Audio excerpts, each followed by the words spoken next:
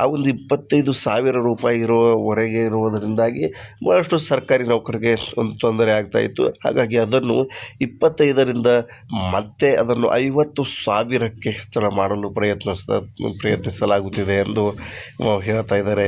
ಜೊತೆಗೆ NPS national pension ಸ್ಕೀಮನ್ನು ತೆಗೆದುಹಾಕಿ OPS ಹಳೆಯ ಪಿಂಚಣಿ ಯೋಜನೆ ಜಾರಿಗೆ ತರಲು ಬಗ್ಗೆ ಸಂಘವು ಸತತ ಪ್ರಯತ್ನ ನಡೆಸಿದೆ ಎಂಬುದರ ಬಗ್ಗೆ ಹೇಳ್ತಾ ಇದ್ದಾರೆ.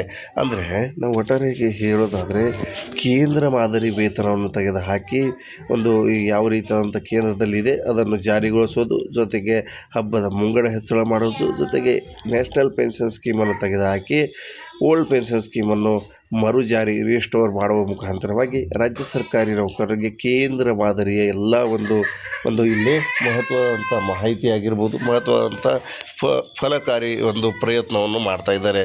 ನೋಡ್ತಾ ಇದ್ದೀರಾ CS ಷಡಕ್ಷರಿ ಅವರ ಸಾಂದರ್ಭಿಕ ಚಿತ್ರವನ್ನು ರಾಜ್ಯ ಸರ್ಕಾರಿ ನೌಕರರಿಗೆ ಸಂಬಂಧಿಸಿದಂತೆ. ಅಲ್ಲದೆ ನೌಕರರಿಗೆ ಮಿಲಿಟರಿ ಕ್ಯಾಂಟೀನ್ ಮಾದರಿಯಲ್ಲಿ 20% 25% ರಿಯಾಯಿತಿ ದರದಲ್ಲಿ ಗೃಹೋಪಯೋಗಿ ವಸ್ತುಗಳು ಸೇರಿದಂತೆ ವಿವಿಧ ವಸ್ತುಗಳ ಖರೀದಿ MSIL ಮುಖಾಂತರ ಕ್ಯಾಂಟೀನ್ ಯೋಜನೆ ರೂಪಿಸಲಾಗುತ್ತಿದೆ ಅಂತ ಹೇಳ್ತಾ ಇದ್ದಾರೆ. ಇದು ಯಾವ ರೀತಿ ಅಂದರೆ, ಇದು ನಿಮ್ಗೆ ಕನ್ಫ್ಯೂಸ್ ಆಗಿದರೆ, ಮಿಲಿಟರಿ ಕ್ಯಾಂಟೀನ್ ಅಂದರೆ ಆರ್ಮಿ ಪರ್ಸನ್ಸ್ಗಳಿಗೆ ಕ್ಯಾಂಟೀನ್ ಇರುತ್ತಲ್ಲ, ಅದೇ ರೀತಿಯಾಗಿ ಒಂದು ರಾಜ್ಯ ಸರ್ಕಾರಿ ನೌಕರರಿಗೂ ಸಹ ಒಂದು ಇಲ್ಲಿ ಆರ್ಮಿ ಕ್ಯಾಂಟೀನ್ ರೀತಿಯಾಗಿ ಪೊಲೀಸ್ ಕ್ಯಾಂಟೀನ್ ಯಾವಂದರೆ MSIL ಮುಖಾಂತರ ಕ್ಯಾಂಟೀನ್ ಯೋಜನೆ ಮುಖಾಂತರ ಒಂದು ರೂಪಿಸಿ ಜಾರಿಗೆ ತರುವುದು. ಇದನ್ನು ಮೊದಲ ಹಂತದಲ್ಲಿ ಬೆಂಗಳೂರಿನಲ್ಲಿ ಮತ್ತು ಇತರೆ ಜಿಲ್ಲೆಗಳಲ್ಲಿ ಜಾರಿಗೆ ತರಲಾಗುವುದು. ಕರ್ತವ್ಯದಲ್ಲಿರುವಾಗ ಒಂದು ಮರಣ ಹೊಂದಿದ ಸರ್ಕಾರಿ ನೌಕರರಿಗೆ 1 ಕೋಟಿ ರೂಪಾಯಿವರೆಗೆ ವಿಮೆ ದೊರೆಯುವ ಸ್ಯಾಲರಿ ಪ್ಯಾಕೇಜ್ ಜಾರಿಗೆ ತರಲಾಗಿದೆ. ಅಕ್ಟೋಬರ್ 1ರಿಂದ ಜಾರಿಗೆ ಒಂದು ಆರೋಗ್ಯ ಸಂಜೀವಿನಿ ಯೋಜನೆ ಜಾರಿಯಾಗಿದೆ. ಜೊತೆಗೆ ಮೊದಲ ಹಂತದ ಒಳರೋಗಿಯಾಗಿ ಮುಂದಿನ ದಿನಗಳಲ್ಲಿ ಹೊರರೋಗಿ ಸೌಲಭ್ಯ ಪಡೆಯಲು ಕ್ರಮ ವಹಿಸಲಾಗುವುದು. ಮಹಿಳಾ ನೌಕರರು ತಮ್ಮ ತಂದೆ ತಾಯಿ ಸಹ ಈ ಯೋಜನೆಗೆ ಸೇರಿಸುವ ಒಂದು ಅವಕಾಶ ನೀಡಲಾಗಿದೆ ಎಂದು ಸಂಘ ತಿಳಿಸಿದೆ. ಇಲ್ಲಿ ಮಹತ್ವದಾಗಿ ನಾವು ತಿಳಿಯೋದು ಅಂದರೆ ಕೇಂದ್ರ ಮಾದರಿ ವೇತನ ಜೊತೆಗೆ ರಾಜ್ಯ ಸರ್ಕಾರಿ ನೌಕರರಿಗೆ ಬೇಕಾಗಿರುವಂಥದ್ದು ಏನಂದರೆ ಇಲ್ಲಿ ಒಂದು ಬೇಸಿಕ್ಗಳು ಹೈಕ್ ಆಗಬೇಕು, ತುಟ್ಟಿ ಭತ್ಯೆ ಹೈಕ್ ಆಗಬೇಕು, ಜೊತೆಗೆ HRA ಹೈಕ್ ಆಗಬೇಕು. ಒಟ್ಟಾರೆಯಾಗಿ ಕೇಂದ್ರ ರೀತಿಯಾದಂಥ ವೇತನ ಹೆಚ್ಚಳ ಆಗಬೇಕು. ಜೊತೆಗೆ ಆರ್ಮಿ ಕ್ಯಾಂಟೀನ್ ಮಾದರಿಯಲ್ಲಿ ಪೊಲೀಸ್ ಕ್ಯಾಂಟೀನ್ ಅದನ್ನು ಸಹ ಒಂದು ಇಲ್ಲಿ MSIL ಮುಖಾಂತರವಾಗಿ ಒಂದು ಸಂಪೂರ್ಣವಾಗಿ ಇಲ್ಲಿ ನೀಡುವಂಥದ್ದು ಒಂದು ಬೇಕಾಗಿರುವಂಥ ಸಾಮಗ್ರಿಗಳು. ಜೊತೆಗೆ ಹಳೆಯ ಪಿಂಚಣಿ ಯೋಜನೆಯನ್ನು ಮರುಜಾರಿಗೊಳಿಸಿ ಹೊಸ ಪಿಂಚಣಿಯನ್ನು ತೆಗೆದುಹಾಕುವ ಮುಖಾಂತರವಾಗಿ ರಾಜ್ಯ ಸರ್ಕಾರಿ ನೌಕರರಿಗೆ ಇಲ್ಲಿ ಒಂದು ನ್ಯಾಯ ದೊರಕಿಸಿಕೊಡುವ ನಿಟ್ಟಿನಲ್ಲಿ, ಜೊತೆಗೆ ಆರೋಗ್ಯ ಸಂಜೀವಿನಿ ಯೋಜನೆ ಸಹ ಜಾರಿಗೆ ಬರ್ತಾ ಇದೆ. ಜೊತೆಗೆ ಕರ್ನಾಟಕ ರಾಜ್ಯ ಸರ್ಕಾರಿ ನೌಕರರಿಗೆ ಬೇಕಾಗಿರುವಂಥದ್ದು ಏನಂದರೆ ಹಬ್ಬದ ಮುಂಗಡಗಳನ್ನು 50,000 ರೂಪಾಯಿಗಿಂತ ಹೆಚ್ಚಿನ ಮುಂಗಡ ನೀಡಬೇಕು. 25,000 ಸಾಲ್ತಾ ಇಲ್ಲ, ಹಾಗಾಗಿ ಅದನ್ನು ಸಹ ಹೆಚ್ಚಳ ಮಾಡಬೇಕು ಎಂಬುದರ ಬಗ್ಗೆ ಸತತ ಪ್ರಯತ್ನ ಮಾಡ್ತಾ ಇದ್ದೀನಿ. ರಾಜ್ಯ ಸರ್ಕಾರಿ ನೌಕರರ ಜೊತೆಗಿದ್ದೇನೆ. ರಾಜ್ಯ ಸರ್ಕಾರಿ ನೌಕರರ ನೆಮ್ಮದಿಯಿಂದ ಮಾಡುವುದೇ ನನ್ನ ಸಂಘದ ಒಂದು ಪ್ರಥಮ ಕರ್ತವ್ಯವಾಗಿದೆ ಅಂತ CS ಷಡಕ್ಷರಿ ಅವರು ರಾಜ್ಯ ಸರ್ಕಾರಿ ನೌಕರರನ್ನು ಉದ್ದೇಶಿಸಿ ಮಾತನಾಡಿ ಅವರ ಒಂದು ಜೊತೆಗಿರುವ ಇಲ್ಲಿ ಸಂಕೇತವನ್ನು ನೀಡಿದ್ದಾರೆ. ನಿಮಗೇನು ಅನಿಸುತ್ತೆ? ಯಾವೆಲ್ಲ ಕೆಲಸಗಳಾಗಬೇಕು, ರಾಜ್ಯ ಸರ್ಕಾರಿ ನೌಕರರಿಗೆ ಏನೆಲ್ಲ ಸರ್ಕಾರಿ ನೌಕರರ ಸಂಘ ಇನ್ನು ಮಾಡಬೇಕಾಗಿದೆ ಎಂಬುದರ ಬಗ್ಗೆ ತಮ್ಮ ಒಂದು ಅಭಿಪ್ರಾಯವನ್ನು ಕಾಮೆಂಟ್ಸಲ್ಲಿ ತಿಳಿಸಿ. ಸಿಗೋಣ ಒಂದು ನೆಕ್ಸ್ಟ್ ವಿಡಿಯೋದಲ್ಲಿ ನೆಕ್ಸ್ಟ್ ಅಪ್ಡೇಟ್ಸ್ಗಳೊಂದಿಗೆ. ಇದೊಂದಾಗಿತ್ತು 2026-27ನೇ ಅಂತ್ಯದೊಳಗಾಗಿ ರಾಜ್ಯ ಸರ್ಕಾರಿ ನೌಕರರಿಗೆ ಕೇಂದ್ರ ಮಾದರಿ ವೇತನ. ಕರ್ನಾಟಕ ರಾಜ್ಯ ಸರ್ಕಾರಿ ನೌಕರರ ಸಂಘ CS ಷಡಕ್ಷರಿ ಅವರು ಪಟ್ಟು 2026-27ನೇ ಅಂತ್ಯದೊಳಗೆ ರಾಜ್ಯ ಸರ್ಕಾರಿ ನೌಕರರಿಗೆ ಕೇಂದ್ರ ಮಾದರಿ ವೇತನ CS ಷಡಕ್ಷರಿ ಅವರ ಭರವಸೆ. ಏನಿದೆ ಒಂದು ಮಾಹಿತಿ ಸಂಪೂರ್ಣವಾಗಿ ತಿಳಿದುಕೊಳ್ಳೋಣ. ಕರ್ನಾಟಕ ಸರ್ಕಾರಿ ನೌಕರರಿಗೆ ಮುಂದಿನ 2 ವರ್ಷದಲ್ಲಿ ಕೇಂದ್ರ ಸರ್ಕಾರದ ಮಾದರಿ ವೇತನ ನೀಡುವ ಕುರಿತಂತೆ ಕರ್ನಾಟಕ ರಾಜ್ಯ ಸರ್ಕಾರಿ ನೌಕರರ ಸಂಘ ರಾಜ್ಯಾಧ್ಯಕ್ಷರು ಒಂದು ಪ್ರತಿಕ್ರಿಯೆ ನೀಡಿದ್ದಾರೆ. ಪ್ರತಿಕ್ರಿಯೆಗೆ ಸಂಬಂಧಿಸಿದಂತೆ ಸಂಪೂರ್ಣವಾದ ಮಾಹಿತಿಯನ್ನು ನೋಡೋಣ. ಕರ್ನಾಟಕ ರಾಜ್ಯ ಸರ್ಕಾರಿ ನೌಕರರ ಸಂಘ ಒಂದು ಬಹಳ ಮಹತ್ವದಂಥ ಮಾಹಿತಿ ನೀಡಿದೆ. ನೋಡ್ತಾ ಇದ್ದೀರಾ, ಕರ್ನಾಟಕ ರಾಜ್ಯ ಸರ್ಕಾರಿ ನೌಕರರ ಸಂಘದ ರಾಜ್ಯಾಧ್ಯಕ್ಷ CS ಷಡಕ್ಷರಿ ಅವರು ಬಹಳ ಇಂಪಾರ್ಟೆಂಟ್ ಆಗಿರುವಂಥ ಮಾಹಿತಿಯನ್ನು ನೀಡಿದ್ದಾರೆ. ಷಡಕ್ಷರಿ ಅವರು ಒಂದು ಲೈವ್ಗೆ ಬಂದು ರಾಜ್ಯ ಸರ್ಕಾರಿ ನೌಕರರಿಗೆ ಸಂಬಂಧಿಸಿದಂತೆ ಏನು ಮಾಹಿತಿ ನೀಡಿದ್ದಾರೆ ಎಂಬುದರ ಬಗ್ಗೆ ಸಂಪೂರ್ಣವಾಗಿ ನೋಡ್ತಾ ಹೋಗೋಣ. ಉತ್ತರ ಕನ್ನಡ, ಕಾರವಾರ ಕರ್ನಾಟಕ ರಾಜ್ಯ ಸರ್ಕಾರಿ ನೌಕರರ ಸಂಘವು 26-27ನೇ ಅಂತ್ಯದೊಳಗಾಗಿ ರಾಜ್ಯ ನೌಕರರಿಗೆ ಕೇಂದ್ರ ಮಾದರಿ ವೇತನವನ್ನು ಜಾರಿಗೆ ತರಲು ಬದ್ಧವಾಗಿದೆ ಎಂದು ಕೇಂದ್ರ ರಾಜ್ಯ ಸರ್ಕಾರಿ ನೌಕರರ ರಾಜ್ಯಾಧ್ಯಕ್ಷರಾಗಿರುವಂಥ ಷಡಕ್ಷರಿ ಅವರು ಹೇಳಿಕೆ ನೀಡಿದ್ದಾರೆ. ಯಾಕೆ ಕೇಂದ್ರ ಮಾದರಿ ವೇತನ ಇಂಪಾರ್ಟೆಂಟ್ ಆಗಿದೆ. ರಾಜ್ಯ ಸರ್ಕಾರಿ ನೌಕರರ ಸಂಘ ಯಾಕೆ ಪಟ್ಟು ಹಿಡಿದಿದೆ?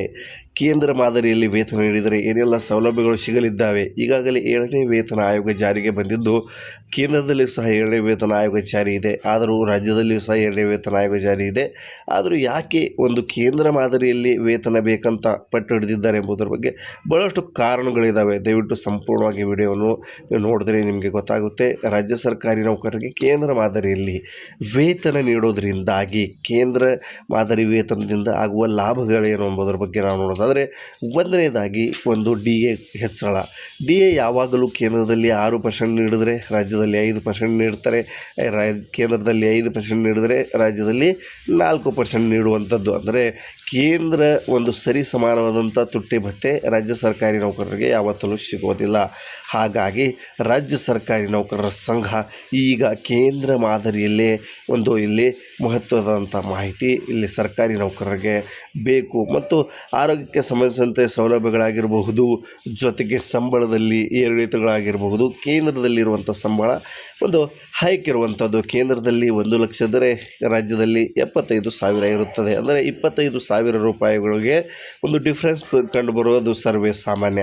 ಹಾಗಾಗಿ ಕೇಂದ್ರ ಮಾದರಿಯಲ್ಲಿ ವೇತನ ನೀಡಿದ್ರೆ ಕೇಂದ್ರದಲ್ಲಿರುವಂಥ ತುಟ್ಟಿ ಭತ್ಯೆ ಆಗಿರಬಹುದು, ಬೇಸಿಕ್ ಆಗಿರಬಹುದು, ಒಂದು ಮತ್ತು HRA ಆಗಿರ್ಬೋದು, ಮತ್ತೊಂದು ಮಗದೊಂದು ಆರೋಗ್ಯ ಸಮಸ್ಯೆಗಳಿಗೆ ಆಗಿರ್ಬೋದು ಎಲ್ಲನೂ ಸಹ ಒಂದು ಇಲ್ಲಿ ಬಹಳಷ್ಟು ಒಳ್ಳೆಯದ ಒಂದು ಕೇಂದ್ರ ರೀತಿಯಾದಂಥ ಹೈಕ್ ಆಗಿರುವಂಥ ಒಂದು ಸಂಬಳ ಒಂದು ಸಿಗುತ್ತದೆ. ಹಾಗಾಗಿ ಕೇಂದ್ರ ಮಾದರಿ ವೇತನ ನೀಡಲು ರಾಜ್ಯ ಸರ್ಕಾರಕ್ಕೆ ನಾನು ಪಟ್ಟು ಹಿಡಿದಿದ್ದೇನೆ ಎಂಬುದರ ಬಗ್ಗೆ ಇಲ್ಲಿ ರಾಜ್ಯ ಸರ್ಕಾರಿ ನೌಕರರ ಸಂಘ ಪ್ರತಿಕ್ರಿಯೆ ನೀಡಿದೆ. ರಾಜ್ಯದ ನೌಕರರು ನೆಮ್ಮದಿಯಿಂದ ಇರುವಂತೆ ಮಾಡುವುದು ಸಂಘದ ಕರ್ತವ್ಯವಾಗಿದೆ. ನೋಡ್ತಾ ಇದ್ದೀರಾ, CS ಷಡಾಕ್ಷರಿ ಅವರು ಹೇಳುತ್ತಾ ಇರುವಂಥ ಒಂದು ಇಲ್ಲಿ ಮಹತ್ವದಂಥ ಹೇಳಿಕೆ ಇದೆ. ಏನಂದರೆ, ನೌಕರರು ನೆಮ್ಮದಿಯಿಂದ ಇರುವಂತೆ ಮಾಡುವುದು ಸಂಘದ ಕರ್ತವ್ಯವಾಗಿದೆ, ಷಡಾಕ್ಷರಿ ಅವರು ಮಾತು. ಹಾಗಾಗಿ ಈ ಕಾರಣದಿಂದಾಗಿ ನೌಕರರಿಗೆ ನೀಡುವ ಹಬ್ಬದ ಮುಂಗಡವನ್ನು ಪ್ರಸ್ತುತ ಇರುವ 25,000ವನ್ನು 50,000ಕ್ಕೆ ಹೆಚ್ಚಳ ಮಾಡಲು ಪ್ರಯತ್ನ ಪಡಲಾಗುತ್ತಾ ಇದೆ. ನೋಡ್ತಾ ಇದ್ದೀರಲ್ಲ, ಬಹಳಷ್ಟು ಇಂಪಾರ್ಟೆಂಟ್ ಆಗಿರುವಂಥ ಮಾಹಿತಿ ಇದೆ. ಹಬ್ಬದ ಮುಂಗಡವಾಗಿ ರಾಜ್ಯ ಸರ್ಕಾರಿ ನೌಕರರಿಗೆ ಎಷ್ಟು ನೀಡ್ತಾ ಇದ್ರು ಅಂದರೆ 25,000 ರೂಪಾಯಿವರೆಗೆ. ಇಲ್ಲಿ ನೋಡ್ತಾ ಇದ್ದೀರಾ, ವರೆಗೆ ಆ ಒಂದು 25,000 ರೂಪಾಯಿ ಇರುವವರೆಗೆ ಇರುವುದರಿಂದಾಗಿ ಬಹಳಷ್ಟು ಸರ್ಕಾರಿ ನೌಕರಿಗೆ ಒಂದು ತೊಂದರೆ ಆಗ್ತಾಯಿತ್ತು. ಹಾಗಾಗಿ ಅದನ್ನು 25ರಿಂದ ಮತ್ತೆ ಅದನ್ನು 50,000ಕ್ಕೆ ಹೆಚ್ಚಳ ಮಾಡಲು ಪ್ರಯತ್ನಿಸಲಾಗುತ್ತಿದೆ ಎಂದು ಹೇಳ್ತಾ ಇದ್ದಾರೆ. ಜೊತೆಗೆ NPS ನ್ಯಾಷನಲ್ ಪೆನ್ಷನ್ ಸ್ಕೀಮನ್ನು ತೆಗೆದುಹಾಕಿ OPS ಹಳೆಯ ಪಿಂಚಣಿ ಯೋಜನೆ ಜಾರಿಗೆ ತರಲು ಬಗ್ಗೆ ಸಂಘವು ಸತತ ಪ್ರಯತ್ನ ನಡೆಸಿದೆ ಎಂಬುದರ ಬಗ್ಗೆ ಹೇಳ್ತಾ ಇದ್ದಾರೆ. ಅಂದರೆ ನಾವು ಒಟ್ಟಾರೆಯಾಗಿ ಹೇಳೋದಾದರೆ, ಕೇಂದ್ರ ಮಾದರಿ ವೇತನವನ್ನು ತೆಗೆದುಹಾಕಿ ಒಂದು ಯಾವ ರೀತಿಯಾದಂಥ ಕೇಂದ್ರದಲ್ಲಿದೆ ಅದನ್ನು ಜಾರಿಗೊಳಿಸೋದು, ಜೊತೆಗೆ ಹಬ್ಬದ ಮುಂಗಡ ಹೆಚ್ಚಳ ಮಾಡೋದು, ಜೊತೆಗೆ ನ್ಯಾಷನಲ್ ಪೆನ್ಷನ್ ಸ್ಕೀಮನ್ನು ತೆಗೆದುಹಾಕಿ ಓಲ್ಡ್ ಪೆನ್ಷನ್ ಸ್ಕೀಮನ್ನು ಮರುಜಾರಿ ರಿಸ್ಟೋರ್ ಮಾಡುವ ಮುಖಾಂತರವಾಗಿ ರಾಜ್ಯ ಸರ್ಕಾರಿ ನೌಕರರಿಗೆ ಕೇಂದ್ರ ಮಾದರಿಯ ಎಲ್ಲ ಒಂದು ಇಲ್ಲಿ ಮಹತ್ವದಂಥ ಮಾಹಿತಿ ಆಗಿರ್ಬೋದು, ಮಹತ್ವದಂಥ ಫಲಕಾರಿ ಒಂದು ಪ್ರಯತ್ನವನ್ನು ಮಾಡ್ತಾ ಇದ್ದಾರೆ. ನೋಡ್ತಾ ಇದ್ದೀರಾ, CS ಷಡಾಕ್ಷರಿ ಅವರ ಸಾಂದರ್ಭಿಕ ಚಿತ್ರವನ್ನು ರಾಜ್ಯ ಸರ್ಕಾರಿ ನೌಕರರಿಗೆ ಸಂಬಂಧಿಸಿದಂತೆ. ಅಲ್ಲದೆ ನೌಕರರಿಗೆ ಮಿಲಿಟರಿ ಕ್ಯಾಂಟೀನ್ ಮಾದರಿಯಲ್ಲಿ 20% 25% ರಿಯಾಯಿತಿ ದರದಲ್ಲಿ ಗೃಹೋಪಯೋಗಿ ವಸ್ತುಗಳು ಸೇರಿದಂತೆ ವಿವಿಧ ವಸ್ತುಗಳ ಖರೀದಿ MSIL ಮುಖಾಂತರ ಕ್ಯಾಂಟೀನ್ ಯೋಜನೆ ರೂಪಿಸಲಾಗುತ್ತಿದೆ ಅಂತ ಹೇಳ್ತಾ ಇದ್ದಾರೆ. ಇದು ಯಾವ ರೀತಿ ಅಂದರೆ, ಇದು ನಿಮ್ಗೆ ಕನ್ಫ್ಯೂಸ್ ಆಗಿದರೆ, ಮಿಲಿಟರಿ ಕ್ಯಾಂಟೀನ್ ಅಂದರೆ ಆರ್ಮಿ ಪರ್ಸನ್ಸ್ಗಳಿಗೆ ಕ್ಯಾಂಟೀನ್ ಇರುತ್ತಲ್ಲ, ಅದೇ ರೀತಿಯಾಗಿ ಒಂದು ರಾಜ್ಯ ಸರ್ಕಾರಿ ನೌಕರರಿಗೂ ಸಹ ಒಂದು ಇಲ್ಲಿ ಆರ್ಮಿ ಕ್ಯಾಂಟೀನ್ ರೀತಿಯಾಗಿ ಪೊಲೀಸ್ ಕ್ಯಾಂಟೀನ್ ಯಾವಂದರೆ MSIL ಮುಖಾಂತರ ಕ್ಯಾಂಟೀನ್ ಯೋಜನೆ ಮುಖಾಂತರ ಒಂದು ರೂಪಿಸಿ ಜಾರಿಗೆ ತರುವುದು. ಇದನ್ನು ಮೊದಲ ಹಂತದಲ್ಲಿ ಬೆಂಗಳೂರಿನಲ್ಲಿ ಮತ್ತು ಇತರೆ ಜಿಲ್ಲೆಗಳಲ್ಲಿ ಜಾರಿಗೆ ತರಲಾಗುವುದು. ಕರ್ತವ್ಯದಲ್ಲಿರುವಾಗ ಒಂದು ಮರಣ ಹೊಂದಿದ ಸರ್ಕಾರಿ ನೌಕರರಿಗೆ 1 ಕೋಟಿ ರೂಪಾಯಿವರೆಗೆ ವಿಮೆ ದೊರೆಯುವ ಸ್ಯಾಲರಿ ಪ್ಯಾಕೇಜ್ ಜಾರಿಗೆ ತರಲಾಗಿದೆ. ಅಕ್ಟೋಬರ್ 1ರಿಂದ ಜಾರಿಗೆ ಒಂದು ಆರೋಗ್ಯ ಸಂಜೀವಿನಿ ಯೋಜನೆ ಜಾರಿಯಾಗಿದೆ. ಜೊತೆಗೆ ಮೊದಲ ಹಂತದ ಒಳರೋಗಿಯಾಗಿ ಮುಂದಿನ ದಿನಗಳಲ್ಲಿ ಹೊರರೋಗಿ ಸೌಲಭ್ಯ ಪಡೆಯಲು ಕ್ರಮ ವಹಿಸಲಾಗುವುದು. ಮಹಿಳಾ ನೌಕರರು ತಮ್ಮ ತಂದೆ ತಾಯಿ ಸಹ ಈ ಯೋಜನೆಗೆ ಸೇರಿಸುವ ಒಂದು ಅವಕಾಶ ನೀಡಲಾಗಿದೆ ಎಂದು ಸಂಘ ತಿಳಿಸಿದೆ. ಇಲ್ಲಿ ಮಹತ್ವದಾಗಿ ನಾವು ತಿಳಿಯೋದು ಅಂದರೆ, ಕೇಂದ್ರ ಮಾದರಿ ವೇತನ ಜೊತೆಗೆ ರಾಜ್ಯ ಸರ್ಕಾರಿ ನೌಕರರಿಗೆ ಬೇಕಾಗಿರುವಂಥದ್ದು ಏನಂದರೆ, ಇಲ್ಲಿ ಒಂದು ಬೇಸಿಕ್ಗಳು ಹೈಕ್ ಆಗಬೇಕು, ತುಟ್ಟಿ ಭತ್ಯೆ ಹೈಕ್ ಆಗಬೇಕು, ಜೊತೆಗೆ ಹೆಚ್ಚುವರಿ ಹೈಕ್ ಆಗಬೇಕು. ಒಟ್ಟಾರೆಯಾಗಿ ಕೇಂದ್ರ ರೀತಿಯಾದಂಥ ವೇತನ ಹೆಚ್ಚಳ ಆಗಬೇಕು. ಜೊತೆಗೆ ಆರ್ಮಿ ಕ್ಯಾಂಟೀನ್ ಮಾದರಿಯಲ್ಲಿ ಪೊಲೀಸ್ ಕ್ಯಾಂಟೀನ್ ಅದನ್ನು ಸಹ ಒಂದು ಇಲ್ಲಿ MSIL ಮುಖಾಂತರವಾಗಿ ಒಂದು ಸಂಪೂರ್ಣವಾಗಿ ಇಲ್ಲಿ ನೀಡುವಂಥದ್ದು ಒಂದು ಬೇಕಾಗಿರುವಂಥ ಸಾಮಗ್ರಿಗಳು. ಜೊತೆಗೆ ಹಳೆಯ ಪಿಂಚಣಿ ಯೋಜನೆಯನ್ನು ಮರುಜಾರಿಗೊಳಿಸಿ ಹೊಸ ಪಿಂಚಣಿಯನ್ನು ತೆಗೆದುಹಾಕುವ ಮುಖಾಂತರವಾಗಿ ರಾಜ್ಯ ಸರ್ಕಾರಿ ನೌಕರರಿಗೆ ಇಲ್ಲಿ ಒಂದು ನ್ಯಾಯ ದೊರಕಿಸಿಕೊಡುವ ನಿಟ್ಟಿನಲ್ಲಿ, ಜೊತೆಗೆ ಆರೋಗ್ಯ ಸಂಜೀವಿನಿ ಯೋಜನೆ ಸಹ ಜಾರಿಗೆ ಬರ್ತಾ ಇದೆ. ಜೊತೆಗೆ ಕರ್ನಾಟಕ ರಾಜ್ಯ ಸರ್ಕಾರಿ ನೌಕರರಿಗೆ ಬೇಕಾಗಿರುವಂಥದ್ದು ಏನಂದರೆ ಹಬ್ಬದ ಮುಂಗಡಗಳನ್ನು 50,000 ರೂಪಾಯಿಗಿಂತ ಹೆಚ್ಚಿನ ಮುಂಗಡ ನೀಡಬೇಕು.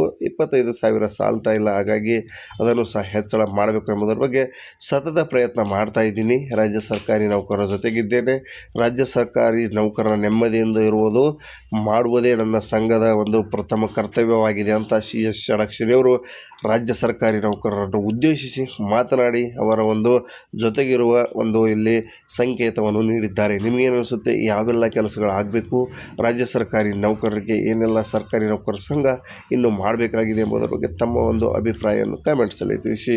ಸಿಗೋಣ ನೆಕ್ಸ್ಟ್ ವಿಡಿಯೋದಲ್ಲಿ ನೆಕ್ಸ್ಟ್ ಅಪ್ಡೇಟ್ಸ್ಗಳೊಂದಿಗೆ. ಇದೊಂದಾಗಿತ್ತು 2026-27ನೇ ಅಂತ್ಯದೊಳಗಾಗಿ ರಾಜ್ಯ ಸರ್ಕಾರಿ ನೌಕರರಿಗೆ ಕೇಂದ್ರ ಮಾದರಿ ವೇತನ. ಕರ್ನಾಟಕ ರಾಜ್ಯ ಸರ್ಕಾರಿ ನೌಕರರ ಸಂಘ CS ಷಡಕ್ಷರಿಯವರು ಪಟ್ಟು 2026-27ನೇ ಅಂತ್ಯದೊಳಗೆ ರಾಜ್ಯ ಸರ್ಕಾರಿ ನೌಕರರಿಗೆ ಕೇಂದ್ರ ಮಾದರಿ ವೇತನ.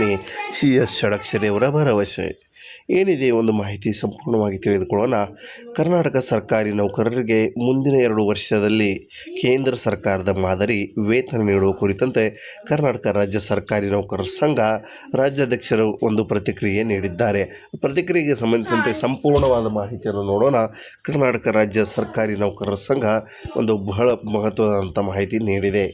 ನೋಡ್ತಾ ಇದ್ದೀರಾ, ಕರ್ನಾಟಕ ರಾಜ್ಯ ಸರ್ಕಾರಿ ನೌಕರರ ಸಂಘದ ರಾಜ್ಯಾಧ್ಯಕ್ಷ CS ಷಡಕ್ಷರಿಯವರು ಬಹಳ ಇಂಪಾರ್ಟೆಂಟ್ ಆಗಿರುವಂಥ ಮಾಹಿತಿಯನ್ನು ನೀಡಿದ್ದಾರೆ. ಷಡಕ್ಷರಿಯವರು ಲೈವ್ಗೆ ಬಂದು ರಾಜ್ಯ ಸರ್ಕಾರಿ ನೌಕರರಿಗೆ ಸಂಬಂಧಿಸಿದಂತೆ ಏನು ಮಾಹಿತಿ ನೀಡಿದ್ದಾರೆ ಎಂಬುದರ ಬಗ್ಗೆ ಸಂಪೂರ್ಣವಾಗಿ ನೋಡ್ತಾ ಹೋಗೋಣ. ಉತ್ತರ ಕನ್ನಡ, ಕಾರವಾರ. ಕರ್ನಾಟಕ ರಾಜ್ಯ ಸರ್ಕಾರಿ ನೌಕರರ ಸಂಘವು 26-27ನೇ ಅಂತ್ಯದೊಳಗಾಗಿ ರಾಜ್ಯ ನೌಕರರಿಗೆ ಕೇಂದ್ರ ಮಾದರಿ ವೇತನವನ್ನು ಜಾರಿಗೆ ತರಲು ಬದ್ಧವಾಗಿದೆ ಎಂದು ಕೇಂದ್ರ ರಾಜ್ಯ ಸರ್ಕಾರಿ ನೌಕರರ ರಾಜ್ಯಾಧ್ಯಕ್ಷರಾಗಿರುವಂಥ ಷಡಕ್ಷರಿಯವರು ಹೇಳಿಕೆ ನೀಡಿದ್ದಾರೆ. ಯಾಕೆ ಕೇಂದ್ರ ಮಾದರಿ ವೇತನ ಇಂಪಾರ್ಟೆಂಟ್ ಆಗಿದೆ? ರಾಜ್ಯ ಸರ್ಕಾರಿ ನೌಕರರ ಸಂಘ ಯಾಕೆ ಪಟ್ಟು ಹಿಡಿದಿದೆ? ಕೇಂದ್ರ ಮಾದರಿಯಲ್ಲಿ ವೇತನ ನೀಡಿದರೆ ಏನೆಲ್ಲ ಸೌಲಭ್ಯಗಳು ಸಿಗಲಿದ್ದಾವೆ? ಈಗಾಗಲೇ 7ನೇ ವೇತನ ಆಯೋಗ ಜಾರಿಗೆ ಬಂದಿದ್ದು, ಕೇಂದ್ರದಲ್ಲಿ ಸಹ 7ನೇ ವೇತನ ಆಯೋಗ ಜಾರಿ ಇದೆ, ಆದರೂ ರಾಜ್ಯದಲ್ಲಿಯೂ ಸಹ 7ನೇ ವೇತನ ಆಯೋಗ ಜಾರಿ ಇದೆ. ಆದರೂ ಯಾಕೆ ಕೇಂದ್ರ ಮಾದರಿಯಲ್ಲಿ ವೇತನ ಬೇಕಂತ ಪಟ್ಟು ಹಿಡಿದಿದ್ದಾರೆ ಎಂಬುದರ ಬಗ್ಗೆ ಬಹಳಷ್ಟು ಕಾರಣಗಳಿದ್ದಾವೆ. ದಯವಿಟ್ಟು ಸಂಪೂರ್ಣವಾಗಿ ವಿಡಿಯೋವನ್ನು ನೋಡಿದ್ರೆ ನಿಮಗೆ ಗೊತ್ತಾಗುತ್ತೆ. ರಾಜ್ಯ ಸರ್ಕಾರಿ ನೌಕರರಿಗೆ ಕೇಂದ್ರ ಮಾದರಿಯಲ್ಲಿ ವೇತನ ನೀಡೋದರಿಂದಾಗಿ ಕೇಂದ್ರ ಮಾದರಿ ವೇತನದಿಂದ ಆಗುವ ಲಾಭಗಳೇನು ಎಂಬುದರ ಬಗ್ಗೆ ನಾವು ನೋಡೋದಾದರೆ, ಒಂದನೇದಾಗಿ DA ಹೆಚ್ಚಳ. DA ಯಾವಾಗಲೂ ಕೇಂದ್ರದಲ್ಲಿ 6% ನೀಡಿದರೆ ರಾಜ್ಯದಲ್ಲಿ 5% ನೀಡ್ತಾರೆ, ಕೇಂದ್ರದಲ್ಲಿ 5% ನೀಡಿದರೆ ರಾಜ್ಯದಲ್ಲಿ 4% ನೀಡುವಂಥದ್ದು. ಅಂದರೆ ಕೇಂದ್ರ ಸರಿ ಸಮಾನವಾದಂಥ ತುಟ್ಟಿ ಭತ್ಯೆ ರಾಜ್ಯ ಸರ್ಕಾರಿ ನೌಕರರಿಗೆ ಯಾವತ್ತೂ ಸಿಗೋದಿಲ್ಲ. ಹಾಗಾಗಿ ರಾಜ್ಯ ಸರ್ಕಾರಿ ನೌಕರರ ಸಂಘ ಈಗ ಕೇಂದ್ರ ಮಾದರಿಯಲ್ಲೇ ಇಲ್ಲಿ ಮಹತ್ವದಂಥ ಮಾಹಿತಿ ಇಲ್ಲಿ ಸರ್ಕಾರಿ ನೌಕರರಿಗೆ ಬೇಕು. ಮತ್ತು ಆರೋಗ್ಯಕ್ಕೆ ಸಂಬಂಧಿಸಿದಂತೆ ಸೌಲಭ್ಯಗಳಾಗಿರಬಹುದು, ಜೊತೆಗೆ ಸಂಬಳದಲ್ಲಿ ಏರಿಳಿತಗಳಾಗಿರಬಹುದು. ಕೇಂದ್ರದಲ್ಲಿರುವಂಥ ಸಂಬಳ ಹೈಕ್ ಇರುವಂಥದ್ದು. ಕೇಂದ್ರದಲ್ಲಿ 1 ಲಕ್ಷ ಇದ್ದರೆ ರಾಜ್ಯದಲ್ಲಿ 75,000 ಇರುತ್ತದೆ. ಅಂದರೆ 25,000 ರೂಪಾಯಿಗಳಿಗೆ ಡಿಫ್ರೆನ್ಸ್ ಕಂಡುಬರುವುದು ಸರ್ವೇ ಸಾಮಾನ್ಯ. ಹಾಗಾಗಿ ಕೇಂದ್ರ ಮಾದರಿಯಲ್ಲಿ ವೇತನ ನೀಡಿದರೆ ಕೇಂದ್ರದಲ್ಲಿರುವಂಥ ತುಟ್ಟಿ ಭತ್ಯೆ ಆಗಿರಬಹುದು, ಬೇಸಿಕ್ ಆಗಿರಬಹುದು, ಮತ್ತು HRA ಆಗಿರ್ಬೋದು, ಮಗದೊಂದು ಆರೋಗ್ಯ ಸಮಸ್ಯೆಗಳಿಗೆ ಆಗಿರ್ಬೋದು ಎಲ್ಲನೂ ಸಹ ಇಲ್ಲಿ ಬಹಳಷ್ಟು ಒಳ್ಳೆಯದ ಕೇಂದ್ರ